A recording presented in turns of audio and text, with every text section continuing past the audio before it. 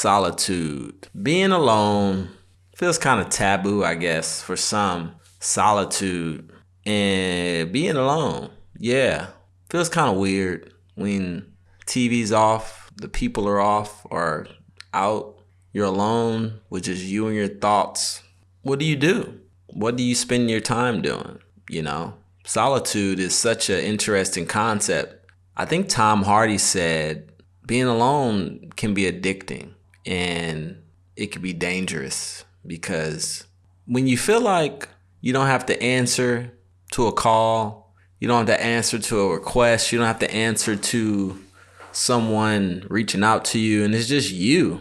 It's a fascinating concept, you know.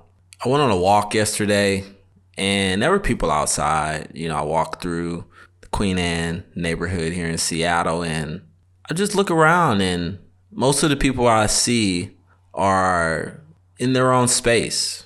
There's people around, obviously, so there's stimulation of others walking and there's other chatter around, but most of us are in our own space. And so in a sense, we actually, most of the time, are experiencing solitude. When we're sleeping, we're in solitude. I guess the traditional form of solitude would be like solitary confinement if you're in jail or just being alone. It's like fascination of being alone. And why do we crave to be alone? Why would we want to be alone? You know, in a noisy world, actually countering all the noise we experience in our job, out and about throughout the city we live in, or within our home if we have kids and a big family. It's a lot of noise. And so I think it's healthy. It's healthy for us to want to be in solitude. It's healthy for us to experience some type of aloneness, being alone. Now, loneliness is a different experience. The feeling that there's no one there for you. The feeling that you have no hope of a person being there for you. I think that's a bit different than just being in solitude and just being alone. But the solitude I refer to is just you in that cockpit flying the plane, man. Taking off 10,000, 11,000, 12,000 feet in the air. And then you're just coasting. You feel the wind breeze on your face and you see the clouds moving, the sun shining. You know, that sense of solitude is actually cool because then you're in a state of appreciation for the world, for the planet, for what we don't know. We know everything, right? We know it all. Talk to anybody about anything, they know everything. They know it all.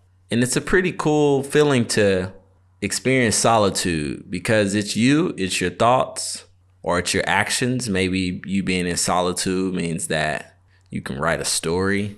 A lot of authors, they go into cabins in the woods for extended periods of time and I look at it like a writing block and they just write and they share how they feel. They share their creative and write a story, or someone get on camera by themselves and speak. And so I think in life, as many people that there is on this planet, because there's countless amounts of us here, there's a ton of us here. So like almost too many people. But to be able to have an experience to where you're in complete solitude, where you are completely alone with your thoughts, with your ideas, with your creativity, to where you don't feel like you have to fill a space. I think that can be addicting.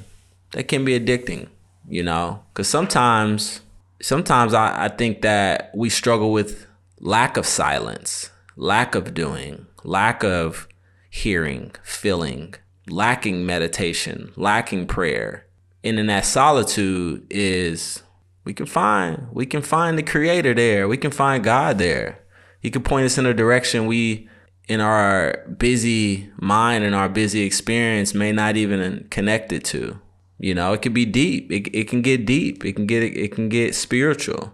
Being in solitude, not just like anything. You know, if you hit a little bit too much of that tree, man, you know, it ain't gonna be good. You know, you gotta balance it. If you hit too much of that solitude bush, then it could not be good, you know?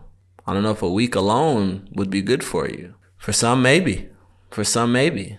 We're humans. We're social creatures. We're meant to be in the environment of people. We're meant to experience other people in some form of fashion.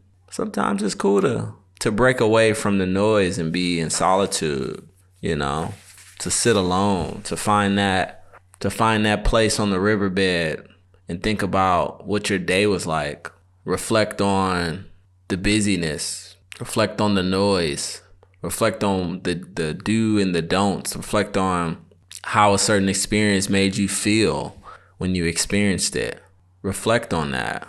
And truly, the only way we can do that is in solitude, is in silence, is in connection with God, the source. So if you have never gotten a chance to spend some time with yourself, some time alone, without a device, without a person, just you and the world among you, take it. Solitude.